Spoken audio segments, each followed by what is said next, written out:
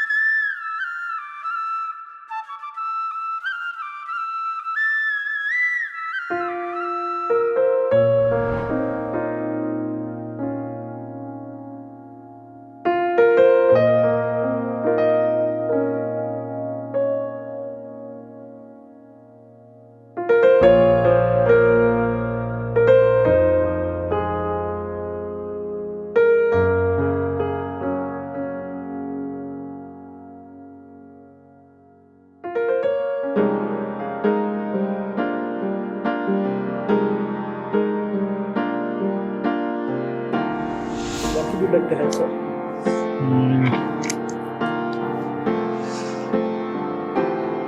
ಒಂದು French fries ಕೊಡಿ, ನಮ್ಗೆ ಕ್ಯಾಪುಚಿನೋ ಕೊಡಿ.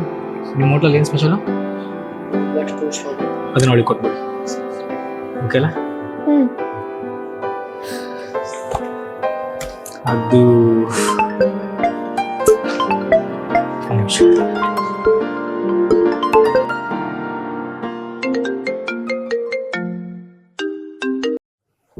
ಹಲೋ, ಹೇಳು ಮಗ.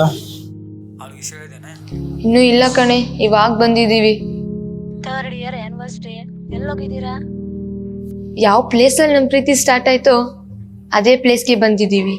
ಐ ಥಿಂಕ್ ಇವತ್ತು ನಾನು ಅವನಿಗೆ ಮ್ಯಾರೇಜ್ ಪ್ರಪೋಸಲ್ ಬಗ್ಗೆ ಹೇಳ್ಬೇಕಂತ ಅನ್ಕೊಂಡಿದ್ದೀನಿ. ಸೂಪರ್ ಕಣೆ, I am so happy for you. Congratulations. Anniversary gift ಕೊಟ್ಟೆ ಅವನಿಗೆ? ಇಲ್ಲ, ಫೋನ್ ಬಂದಿದೆ ಅಂತ ಎದ್ದೋಗಿದ್ದಾನೆ. ಇನ್ನಿಲ್ಲ ಕಣ, ಇವಾಗ ಹೇಳ್ಬೇಕು. ನೀ ಹೇಳೋದು ಭಾಳ ಸೆನ್ಸಿಟಿವ್ ಮ್ಯಾಟ್ರ್ ಐತಿ. ಆಕೆ ತುಂಬ ಹರ್ಟ್ ಆಗ್ತಾಳೆ. ಡಿನ್ನರ್ಗೆ ಅಂತ ಕರ್ಕೊಂಡು ಹೋಗಿದ್ದಿ. ಚಿಲ್ ಮಗ, ಅವಳು ನನ್ನ ಲವರು. 3 ವರ್ಷದಿಂದ ಅವಳನ್ನ ಲವ್ ಮಾಡ್ತಾ ಇದ್ದೀನಿ. ಅವಳು ಹೆಂಗೆ ಹೇಳ್ಬೇಕು ಅಂತ ನನಗೆ ಗೊತ್ತು. ನನಗೆ ತುಂಬಾ ಖುಷಿ ಆಗ್ತಿದೆ ಗೊತ್ತಾ. ಅವನಿಗೆ ನಾನು ಮ್ಯಾರೇಜ್ ಪ್ರಪೋಸಲ್ ಬಗ್ಗೆ ಹೇಳಿದ್ಮೇಲೆ ನಿನ್ಗೆ ಪಾರ್ಟಿ ಕೊಡಿಸ್ತೀನಿ ಪಕ್ಕ. ನಾನು ಅವಳನ್ನ ಕನ್ವಿನ್ಸ್ ಮಾಡ್ತೀನಿ, ನೀನು ಮುಚ್ಕೊಂಡು ಫೋನ್ ಇಡು. ಸರಿ ಕಣೆ, ಅವ್ನು ಬಂದ, ನಾನು ನಿನ್ಗೆ ಆಮೇಲೆ ಮಾಡ್ತೀನಿ. ಬಾಯ್.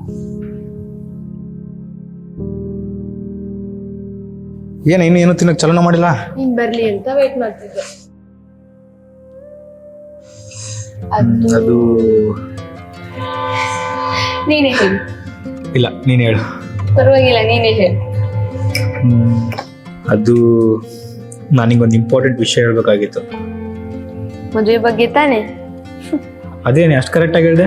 ಅದಂಗೆ, ನಮ್ಗೆ ಎಲ್ಲನೇ ಗೊತ್ತಾಗುತ್ತೆ. ಮೊನ್ನೆ ನಮ್ಮ ಕಸಿನ್ ಮದುವೆಗೆ ಹೋಗಿದ್ನಲ್ಲ, ಅಲ್ಲಿ ನಮ್ಮ ರಿಲೇಟಿವ್ ನನ್ನ ನೋಡಿ ನಮ್ಮ ಮಗಳನ್ನ ನಿಮ್ಮ ಮನಸ್ಸು ಮಾಡ್ಕೋತೀರಾ ಅಂತ ನಮ್ಮ ಅಮ್ಮನ ಕೇಳಿದ್ರಂತೆ.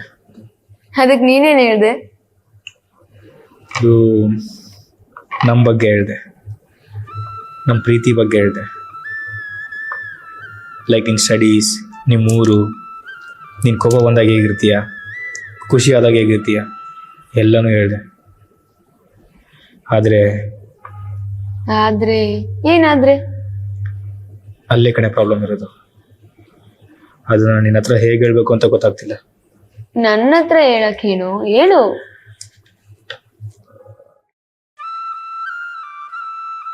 ಎಲ್ಲ ಕೇಳಿದ್ಮೇಲೆ ಅವಳು ಕ್ಯಾಸ್ಟ್ ಯಾವುದು ಅಂತ ಕೇಳಿದ್ರು. ಸರಿ, ಹೇಳ್ಬೇಕಿತ್ತು. ನನ್ನ ಕ್ಯಾಸ್ಟ್ ಯಾವುದು ಅಂತ ನನಗೆ ಗೊತ್ತಿಲ್ವಾ?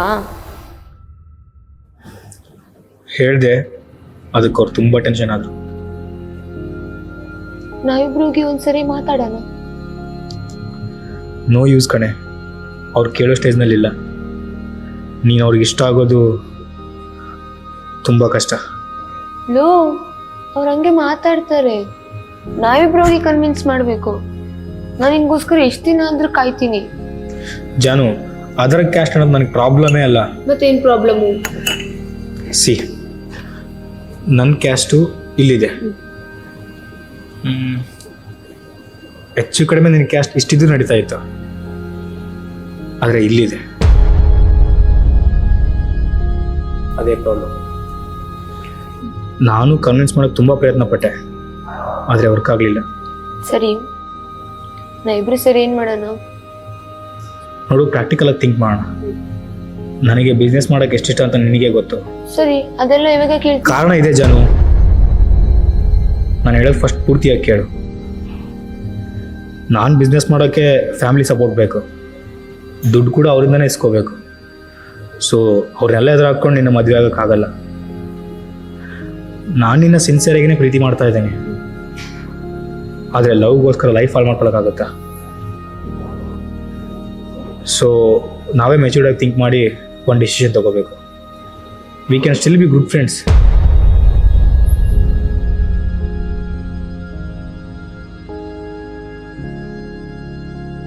ಏನು ಹುಡುಕ್ತಾ ಇದೆಯಾ?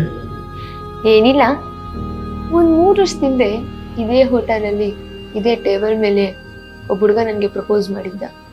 ಅವ್ನು ನನ್ನ ಮೇಲೆ ಹಾಕಿರೋ ಎಫರ್ಟ್ಸು, ಕೇರಿಂಗು ನನಗೆ ತುಂಬಾ ಇಷ್ಟ ಆಗಿತ್ತು. ಅವನ ನಾನು ಒಪ್ಪಗೋಸ್ಕರ ಏನು ಬೇಕಾದರೂ ಮಾಡ್ತಿದ್ದ. ಅವನೆಲ್ಲೇ ಇದ್ದಾನೆ ಅಂತ ನೋಡ್ತಿದ್ದೆ ಅಷ್ಟೇ. ಇಲ್ಲೇ ಇದೀನಲ್ಲ. ಸ್ಟಾಪ್, ನಿಂಗೆ ಸರಿಯಾಗಿ ಅರ್ಥ ಆಗಿಲ್ಲ ಅನ್ಸುತ್ತೆ. ಇನ್ನೊಂದ್ಸರಿ ಹೇಳ್ತೀನಿ ಕೇಳು. ಅಯ್ಯೋ ಸರ್, ಯಾಕೆ ಅರ್ಥ ಆಗಿಲ್ಲ? ಅರ್ಥ ಆಗೋ ಥರ ಕ್ರಿಸ್ಟಲ್ ಕ್ಲಿಯರ್ ಆಗಿ ಹೇಳಿದ್ದೀರಾ. Very good. ಎಲ್ಲನೂ ಡಿಸಿಷನ್ ಮಾಡ್ಕೊಂಡು ಬಂದಾಯ್ತು, ಇವಾಗ ಜಸ್ಟ್ ಇನ್ಫಾರ್ಮ್ ಮಾಡ್ತಿದ್ದೀರಾ. ಇವಾಗ ನಾನು ಏನು ಮಾಡಬೇಕು? ನಾನು ನಿಮ್ಮ ಬೆನ್ನ ಮೇಲೆ ಕೈ ಹಾಕಿ ಶಬಾಷ್ ಅಂತ ಹೇಳ್ಬೇಕು ಅನ್ಕೊಂಡಿದ್ದೀರಾ? ಹೇ, ಡೋಂಟ್ ಮಿಸ್ಟೇಕ್ ಮೀ, ಓಕೆ?